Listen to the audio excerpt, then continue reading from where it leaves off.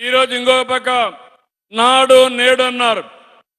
ఎక్కడ కూడా ఆ పనులు కూడా అయ్యే పరిస్థితి లేదు.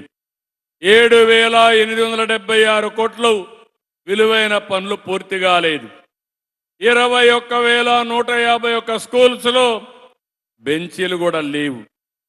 ఇంకో పక్క మీరు చూస్తే వాళ్ళ హయాంలో గవర్నమెంట్ జూనియర్ కాలేజీల్లో విద్యార్థుల సంఖ్య 8% తగ్గిపోయే పరిస్థితి వచ్చింది.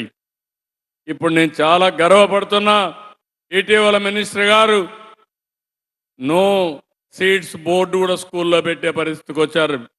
అంటే అడ్మిషన్స్ అన్ని ఫుల్ అయిపోయినాయని బోర్డులు పెట్టే పరిస్థితికి వచ్చారు. అంటే మీరందరూ గుర్తుపెట్టుకోవాల్సింది, ప్రభుత్వ స్కూల్కి డిమాండ్ పెరగాలి. ప్రైవేట్ స్కూల్స్తో కంపేర్ చేసుకుంటే మనకు బ్రహ్మాండమైన ఇన్ఫ్రాస్ట్రక్చర్ ఉంది, మంచి టీచర్లు ఉన్నారు. ఈ రెండు ఉన్నప్పుడు ఎందుకు చేయలేకపోతున్నాం? నాయకత్వం లేదు. అలాంటి నాయకత్వం ఈరోజు మీకు హెచ్ఆర్డి మినిస్టర్ ద్వారా ఇచ్చే బాధ్యత తీసుకున్నాం.